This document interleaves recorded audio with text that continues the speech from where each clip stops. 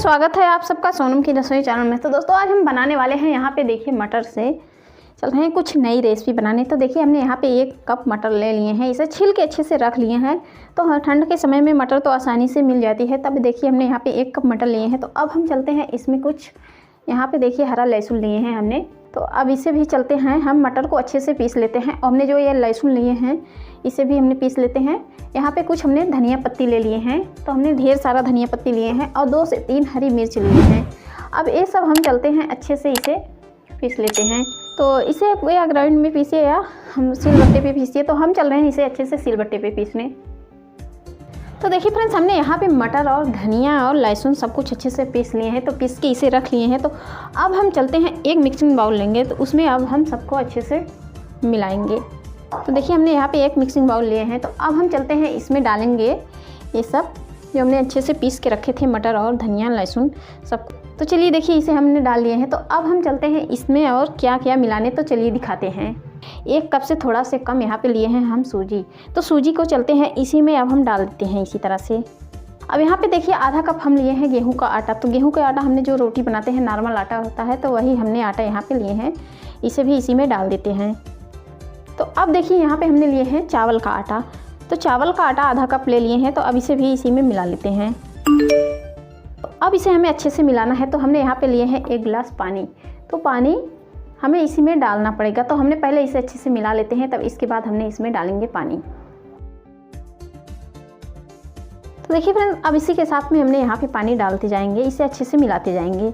इस तरह से हमें इसे मिलाना है।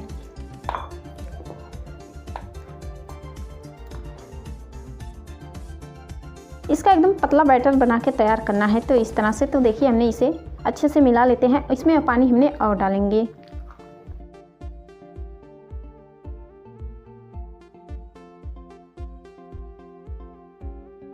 तो देखिए फ्रेंड्स कितने अच्छे से ये मिल चुका है। तो अब इसमें हम चलते हैं पानी को डाल देते हैं इस तरह से, और इसका पतला बैटर बना के तैयार कर लेना है। इस तरह से देखिए मिलाते हुए इसे अच्छे से। इसमें हमने जो पानी रखे थे गिलास में, तो सब पानी हमने इसी में डाल देते हैं। तो देखिए कितना पतला बैटर बन के तैयार हो रहा है। तो इसमें हम डालेंगे अब नमक। तो नमक हमने स्वाद अनुसार डालेंगे, ज़्यादा नमक नहीं डालना है। तो अपने स्वाद अनुसार जितना कम ज़्यादा खाते हैं उसी के हिसाब से नमक इसमें डालना है। अब इसमें हम डाल देते हैं आधा चम्मच चाट मसाला। तो देखिए हमने चाट मसाला डालने से इसका स्वाद काफ़ी और बढ़ जाएगा और टेस्टी हो जाएगा। तो अब हमने चाट मसाला नमक डाल के अच्छे से इसे मिला लेते हैं इस तरह से। अब इसे हम इसी तरह से मिला के इसे ढक के 10 से 15 मिनट तक के इसी तरह से रख देते हैं। तो देखिए फ्रेंड्स 10 से 15 मिनट हो चुका है। तो अब इसे हम चलते हैं अच्छे से इस तरह से मिला लेते हैं। तो देखिए कितने अच्छे से ये मिल चुका है।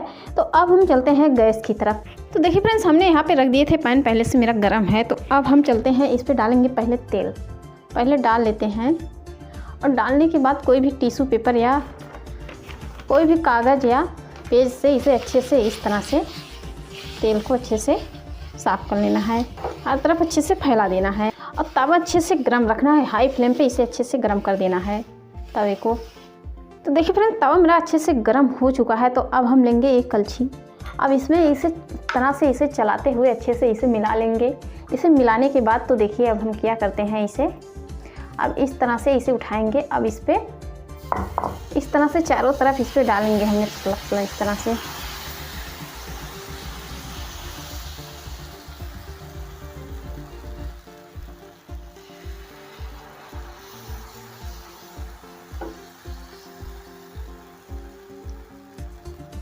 तो अब हम कर देते हैं गैस के फ्लेम को मीडियम। अब इसी तरह हमें इसे 3 से 4 मिनट तक के इसी तरह से पका लेना है।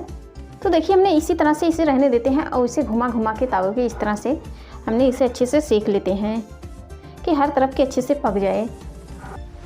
तो देखिए फ्रेंड्स कितने अच्छे से ये पक रहा है। तो देखिए इसका कलर ऊपर भी आ रहा है गोल्डन ब्राउन। तो देखिए किनारे किनारे से ये ऊपर आने लगा है, छोड़ने लगा है। तो देखिए हमने इस तरह से अब चलते हैं हम इसे अच्छे से छुड़ा लेते हैं। तो देखिए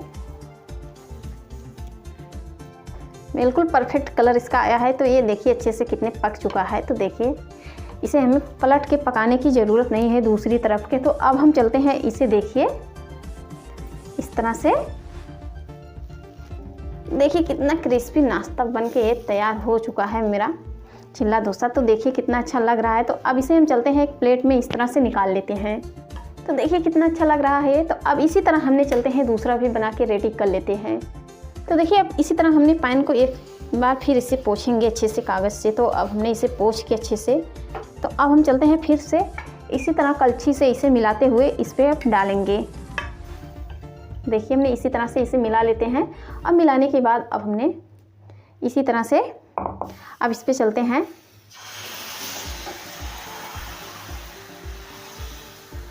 इस तरह से डाल देते हैं।